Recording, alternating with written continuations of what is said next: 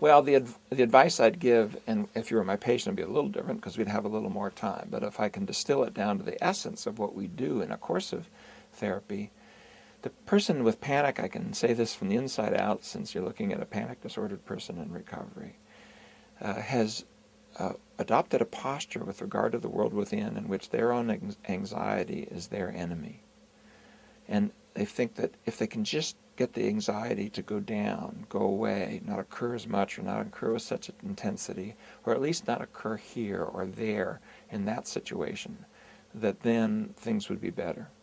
In fact, all of that is not the solution to the problem, it is the problem. Holding anxiety as your own enemy, and that it has to go down, diminish it, go away, and not happen here, is a kind of self-invalidating, interiorly focused process that would get you even more entangled with these processes. Instead, what we're going to need to learn to do is to allow your history to bring into the present thoughts and feelings and memories, and to sort of hold them mindfully and self-compassionately, and then focus on what you do and bring them along for that journey. So, feelings are only your history being occasioned by the present moment. If that's your enemy, then your history is your enemy. If sensations are your enemy, your body's your enemy. If memory is your enemy, you better have a way of controlling your mind in such a way that you never are reminded of things that are painful from the past. Well, there is no such thing like that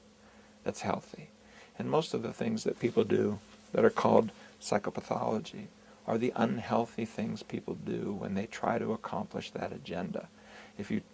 avoid people, avoid having your buttons pushed, avoid going to places that might occasion anxiety, if you're hammering down drugs and alcohol, these are all methods of trying to mount that unhealthy agenda. So I would say, could we instead take this anxiety to be something that may be of importance, may even be meaningful, and it says something about your history, and could we learn to sort of hold it in a way that's more compassionate, to sort of bring the frightened part of you close and treat it with some dignity, and keep focused instead of making that go away, focused instead on what kind of life you want to live connected to what kind of meaning and purpose. That's going to be a quicker, more self-compassionate and a more certain journey forward than this kind of out with the anxiety, in with the relaxation,